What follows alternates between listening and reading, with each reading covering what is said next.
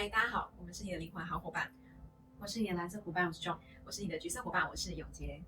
今天是来到大家最期待的收讯单元，那我们有透过 John 来跟卯宿星人收讯。这一集的主题主要是讲太阳风暴对我们人体会有什么样的影响？那为什么会有太阳风暴的产生？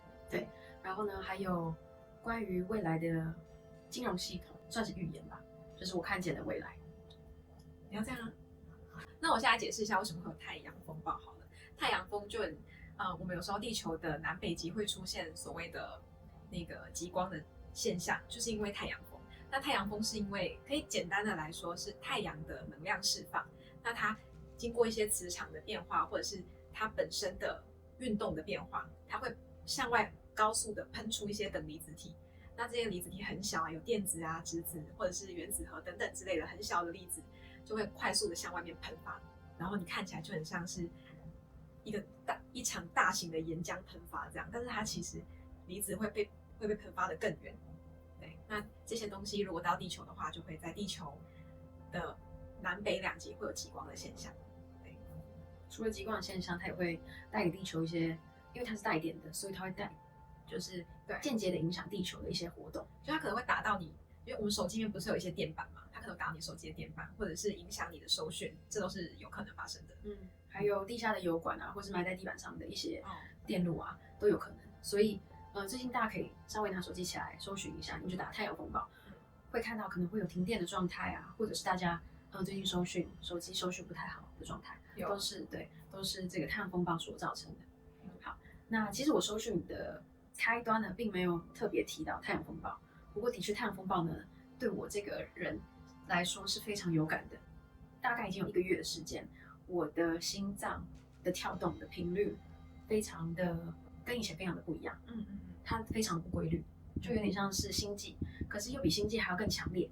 对我来讲，很像我的心脏它跳动就是蹦蹦，就是瓣膜它会动嘛，蹦蹦这样，应该是正常来讲都是蹦蹦蹦蹦蹦蹦，可是它现在就蹦蹦蹦蹦蹦蹦蹦蹦，这样不规律，对，非常不规律，而且我是非常有感的，就可能我对自己的感受呢很敏感，然后对外在也很敏感嘛，所以对自己也特别的有感觉，所以我就觉得心脏跳动非常的奇怪。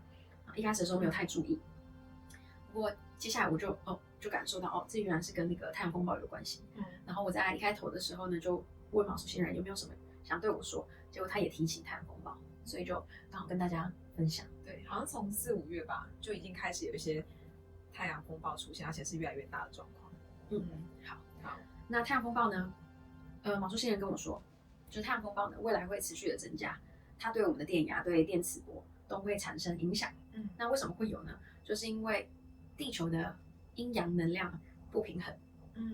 对。那在之前也有讲过，就是如果把地球母亲、地球盖亚视为阴的话，那太阳就是阳的能量。对，我们在就是脉轮还有阴阳都有提到。那今天又再一次的被提起阴阳不平衡，对，所以我有感受了一下阴阳不平衡到底跟我们人，用白话文来讲，到底是什么关系跟什么意思？其实就是很简单的，就是我们的接地的能量，就是物质的能量，金钱还有所有的对物质的体验呢，太多了，大于精神世界，对，远远胜过于精神。那所以太阳看见了，记不记得我们在太阳系文明跟太阳、月亮对话的时候都有提到，太阳其实是为了让我们的能量可以更平衡。那它也会观测我们，对，它会跟整个我们的银河系所有的恒星做交流。那主要是为了要平衡，譬如说在我们的太阳系里面所有的行星运作的如何，还有当然我们是地球上面住的子民，那我们过得如何？对，所以他看见了这个现象，那就觉得说 OK， 我们接地的能量太多了，所以呢是阴性的能量太足了，那他给我们一些阳性来补充。好，这边需要大家再慢一点的听我说。之前也有讲过，对我来说，我看见的世界，阴阳的话，刚好是跟道家说的阴阳的数字是反过来。对，我会认为1是阴，2是阳，3是阴，4是阳，所以1、3、5、7对我来讲是阴，2、4、6、8对我来讲是阳。对，那刚好跟道家的这个数字是反过来，就相反。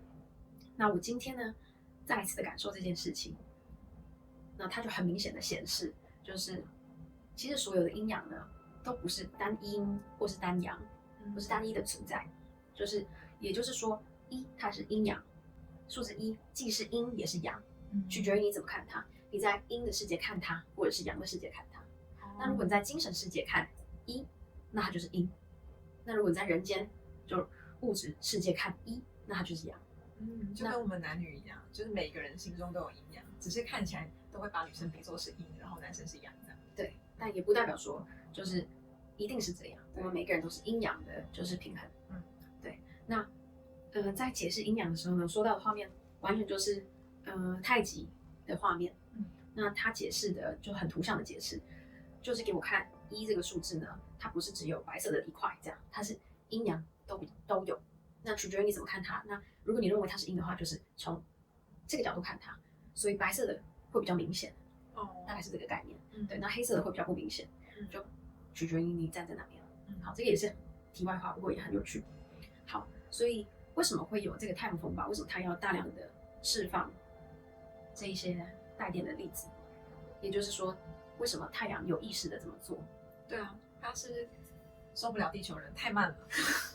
我等了你30亿年。好，其实呢，大家都如果在关注灵性的这一些灵性传讯、灵性知识，应该很多人听到这个版本的故事是地球正在扬升。对，好，那我过往是对扬升这个，就地球扬升以及地球从3维变5维，我从来不提这件事情。因为我觉得所有人的扬升呢是必然的。对，所以所有人的扬升既然是必然，那从3维要到几维呢，都是必然的。这一次呢，就更多是感受到太阳系觉醒的这种决心。因为太阳也在努力的帮助我们平衡。对，他想要平衡我们的这个扬升的能量。对，那怎么样可以平衡扬升能量？刚刚我们提到的是太阳风暴，对电压的影响，以及对一些收讯的影响。其实在这2点上面完全看不见它如何帮助地球。好，现在来讲一下它怎么样帮助地球。首先，就像我刚刚说的，我对自己的心脏就心律不整这件事情是有意识到的。那很明显，它是跟太阳风暴有关系，因为就是很强烈的感受，只要有太阳风暴的时候呢，我的心脏就会漏跳一拍。或者是不是恋爱，不是恋爱，对，就漏跳一拍。然后或者是突然的落掉一拍。对，那他的确是有意识的这么做。好，其实太阳风暴有这种太阳闪焰，还有日冕质量的抛射。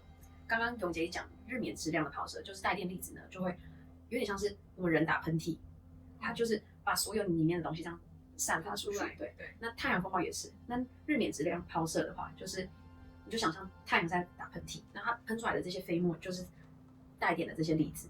对。那太阳闪焰呢是另外一件事情，它就是释放 X 光跟紫外线。好，那我自己认为这个 X 光跟紫外线呢，就是大面积、大规模的让人体做化疗。不是日光浴，是化疗。对，就是有一点像是这样，因为这是一个比喻啊。当然，你听起来会比较能够明白我的感受，但它不是完整的解释。没关系，你说说看，为什么是化疗？因为它用这个射线，就 X 光线，就一直去照射我们。对，而且是不是说一次照，然后让你整个人枯萎，它是照，然后它长期的这样下来呢，它有可能会让你的就是 DNA 有一些变化。对，让你有一些 DNA 的变化突变，或者是去让你的染色体就是会截断它。对，让它断掉。其实断掉的话就不是太阳闪焰，就是刚刚讲的日冕质量抛射，它就是大量的一次充电，然后就有可能会断裂，或者是破损。所以每一个人都会有可能会经历这样的状况。有可能。那这样你要怎么保证我们是往好的方向发展？这就是不一定。对，其实让你的心律不整呢，我先问一下大家如果今天你发现你的心律不整了，你没有其他的感受，我们就不讲你的 DNA 长期下来在这个 X 光线下会有什么样的改变，我们就先讲你心律不整你会怎么做。我也想看我今天到底有没有喝红茶。对，你会开始深呼吸，因为你没有办法呼吸，你会开始深深的吸气，吐气，然后你会想要怎么样心平气和，平静下来。对，因为你心脏已经在乱跳了，那你的人就已经越来越烦躁了。那你下意识的会怎么样？你会开始想要心平气和，然后呢，你会检视你的生活的规律，你会检视你的饮食，强迫逼你往内在走。对，它已经在用很大范围，而且太阳是每一天每个人都会照射到的。对，你无可避免，即便你在室内好了，它还是会渗透进来。那如果有一个人，对啊，如果有个人是宅宅的，就是他24小时都不会出门，对他可能就比较少会有这个问题，但是还是会有，因为他就是磁力的，也不是说你一定要是就是直接晒到才有效的。OK， 好，那网速星人给我做一个数值的统整，他说7年一次，这个台湾是叫做7啊，就其他地方可能叫做8，但是我们手比这样是7年一次会有太阳风暴，就大型太阳风暴。然后他说5个7年就35年会有一次大型的病毒或者细菌的感染。对，那意思是说 COVID 已经过了吗？他没有这样讲，他没有回答这个问题哦。好，对，他只有说35年会有一次大型的病。可是这么做的原因是因为什么？好，应该也会有人听到，就是其他的灵性的老师啊，或者受训的人说，地球现在正在替换灵魂，就是可能有一些人会无缘无故死掉，对之类的，就是死亡人数莫名的有点提高，这样。对，可能会有一些灾难，或者是有一些变化。那有些人就是没有办法选择的，他可能就突然之间离开。对，其实这个我觉得也是所有人都要提升。对，那你的身体要能够去作为一个更好的载体，让你去有更高的思想。对，所以在心律不整的情况下，其实已经有报道，这个不是我说，就是新闻报道，的确在太阳风暴之后，死于心脏病的人会突然增加。对，然后也是有一个数值，大家可以自己上网看，这个是已经存在的。所以在这样的破坏性的成长下，有一些人会自行被淘汰，就是因为他的身体就不适用于这个环境，所以他会换一个载体再投胎嘛，换一个更好的载体。他会换一个载体，因为其实大家不用太紧张，因为死掉就不是终点，它只是一种形式过场而已。对，它只是一个过程。然后DNA 我们上一集刚刚也有讲到嘛，它是会留存以前的记忆，以及所有的细节其实都留存在 DNA， 信念对，业力啊都在里面，很多很多。那大家想想看，如果我们这一批人就慢慢的可以生长的生长，那不能生长的替换掉，所以这个载体只会越来越好。对，所以他的后代也会遗传的这些基因，那这些基因都是已经改良过的。对，大家把它往一个好的地方想，因为首先死亡不是终点，这个就只是载体而已，人终将有一死嘛，对不对？所以这一些我们看见的现象，譬如说前阵子有飞机失事，当然我们看到是很难过，但是我们再往更深入一点，他们没有走啊，对，他们没有离开，他们只有肉体离开，他们的精神还是会再换一个载体回来。了解。那我就很想知道说，所以这样子很像大范围的去破坏性的建设，因为就破坏我们 DNA， 或者是稍微让它突变，或者是长期曝晒，像我刚刚讲 X 光一直照，紫外线一直照，那可能会有一些突变。那是不是有什么样的突变的方向？对，有。他回答我，他说心电感应。这是很美，我觉得这是很美好的。对，就是大家会渐渐更能够读取另外一个人的心。对，快要没有谎言喽，各位。所以他心通这件事情，会不是只有精神上的提升，你的载体也开始慢慢的能够从你的所有的感官去理解这个世界，然后你的所有的五感可能会提升。我觉得这个算是他心通的一环，而不是只有心而已。就是你把所有的东西都想成是有意识的，动物、植物，甚至不是动物、植物，矿物，对不对？甚至是你常常抱的一个抱枕，它没有意识，它是有的，它存在留存你抱它的意识。对，所以我们透过的东西，只要你看得见的，都有你对它的感觉，或者是一本书，还有写的人的意识留在上面，作者的能量，对，资讯什么，对，所以所有东西都是有意识的。那你想一想，如果哪一天我们可以碰到一个东西，就感受到它，那是多么的美好。这也算是一种超能力，这就是一种超能力。对，其实我们每个人都有。我觉得他想要告诉我的是，就是透过太阳风暴去替换我们一些比较旧的、已经没有用的 DNA。对，那因为要有破坏，然后才有建设。那到底用什么方式呢？我觉得太阳真的很聪明，没有人可以不被它照到。对，所以这个是第一个部分，第一个大部分。我觉得很酷，因为之前大部分你都会讲，比如说其他的高等灵啊，或者是一些高维度的外星人是在其他维度，那这是第一次在这个第三维度，用实体的方式去影响我们，对，让我们提升。我觉得这个很聪明如果我是太阳的话，我也会这么做。真的，就是感觉怎么样让我们收讯好像都没有实际的作用，那就让你们每个人都心悸吧，让你们每个人都心痛，每个人都心律不整，每个人都是心悸宝贝。我觉得没有很好笑但重点就是太阳终于看不下去了因为其实我们一直在用各种方式提醒人类，该往内心走咯。然后就是你知道吗？小孩子叫不动就是叫不动，就是有时候可能会稍微拍一下，对 ，push 一下我们。对，好。那他还有说更多啦，他就说，所以当然身心灵的产业也会越来越蓬勃发展，这个是必然的。对，因为你想想，大家都开始爬行棚，多棒的一件事情。那有些人当然会快一点嘛，有些人慢一点，但是一个传一个，一个传一个，大家开始越来越有这个风气，我觉得是很棒的。他这边有特别讲的，他说，旧的思维就是会用这种方式慢慢的被取代。譬如说像永杰讲的，欺骗不存在，对，或者是资讯的不平等不存在了，因为你看得到我也看得到啊，你听得到我也听得到，那就不平等就不存在，我觉得很棒。那还有一个他特别提出来，他说灵性我慢也会慢慢不存在。怎么说？前面大家已经平等了，所以就没有灵性我慢。对，然后再来是这是一个揭露的能量，就是越来越透明。对，所以原本你是把自己包装成某一个样子。或者你认为你看到的是某个样子，没有，它就是慢慢的会把它拨开来。我觉得它就是一个真实的能量，是照妖镜。对，这样对，所以灵性我慢不存在，那也很棒，就是大家越来越趋于平等化。好，接下来讲的东西呢，也是跟平等有关。在开头讲到，所以对，就是碳风暴对我们人体造成的影响。下一段呢，他特别提到，他说，在2024年呢的尾端，其实地球的这个经济体系呢，已经有一个变化。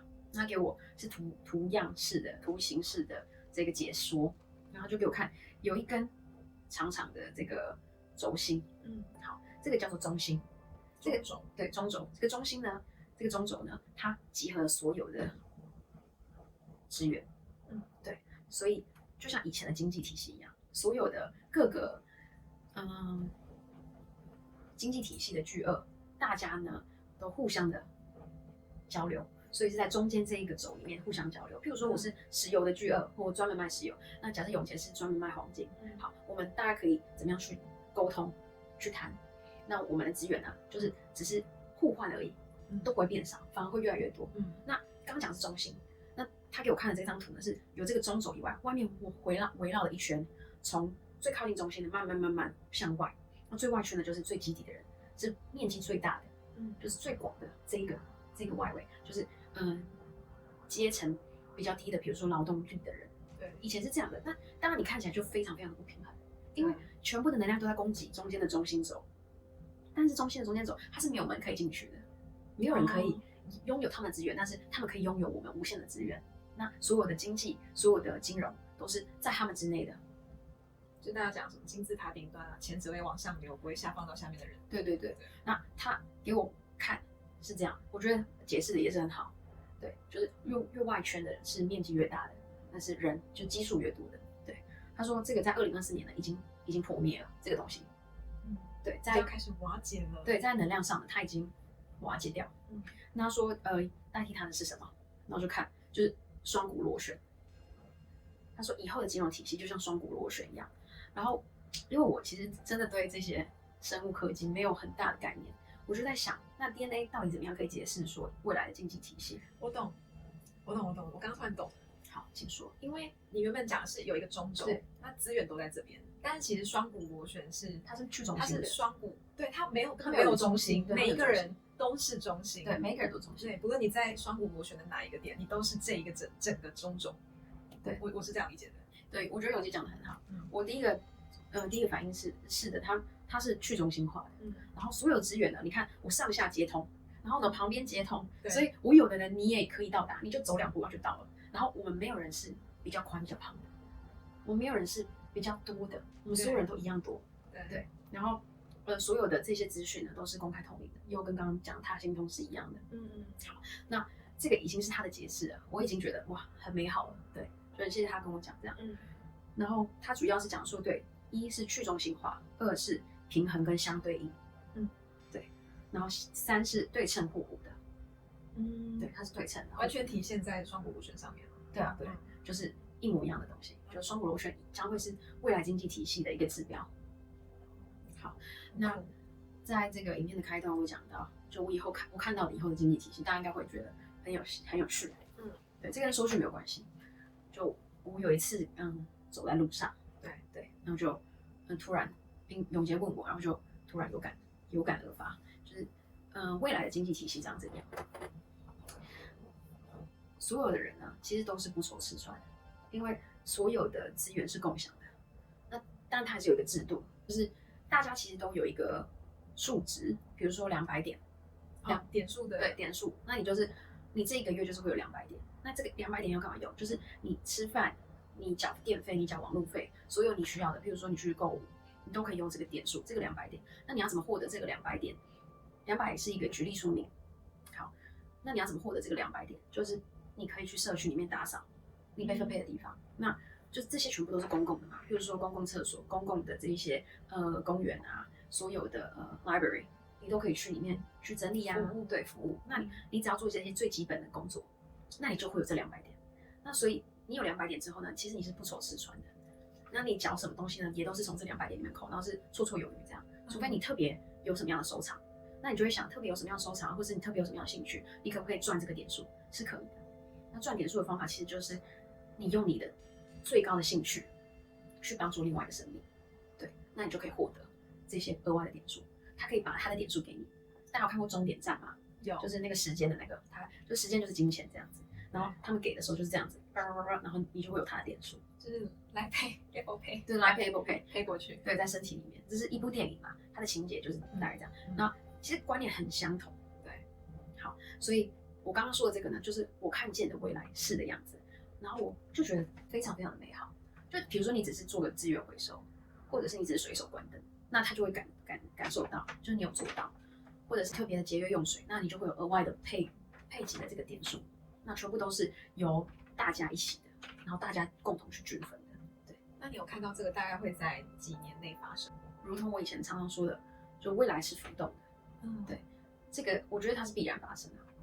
那大致上也差不多长这样，不是我的想象，这个就是我看见的未来。对，那几年的话就看我们多努力的觉醒，多努力的去一起共创美好。我觉得超棒的耶。那这样大家以后只要做你喜欢做的事情就好了。那有些人觉得说我喜欢做行政的工作，那你可以去做类似行政可以服务人的工作。那有些人喜欢画画、唱歌、跳舞，你把这样的美好带给大家，那这样也可以换来点，所以我觉得就超级鼓励大家去体验自己想要体验的，这样超快乐。对，所以以后其实就是大家资源共享，不愁吃穿。现在如果大家如果有小朋友的话，应该要开始去问他们，就是挖掘他们的兴趣。因为赚钱已经不是最重点，对，不是重点，重点是你怎么样找到你的核心的价值。对，我觉得这是一个很美好的未来。我个人是觉得蛮有趣的。每一次搜讯，我都开玩笑，因为有些人是从那个物理学家，然后慢慢怎么研究就碰壁，然后就越来越投入玄学。然后我刚好反过来，就是玄学，然后到了极端，就不得不去理解，就是可能一些生物啊，或者是物理学啊，或者是一些科学，然后一些太空资讯，这样就是搜讯都可以获得，我觉得挺好的，蛮好玩的，很棒。我一听我就觉得说，这才是应该要存在的世界。对，但我也听完你讲完之后，我觉得很振奋，这样。好，继续努力，大家。大家可以在下面留言，太阳风暴最近有没有觉得跟我一样特别敏感、心悸？即便你没有喝咖啡，还是觉得心律不整，不要担心，不是只有你，不是只有你而已。对，大家可以多花一点心思在自己的生活上面。最近哪边不舒服，哪边不舒服？其实也不只有太阳风暴啊，很多时候你的身体会透过一些病痛让你停下来。对，比如说你突然感冒了，那就是一个很好请假的理由。大家就千万不要再去上班，好好待在家里休息、放松。对，你可能你的身体在告诉你一些什么。就是你刚好需要休息的。是，好，那今天就是这样，在下面跟我们分享你对太阳风暴的感受，还有这一集的感受，还有未来的金融系统呢，你还有什么想知道更多的，可以在下面问我，我之后呢也会慢慢告诉大家，是很期待呢，美好的未来。好了，那今天就这样，拜。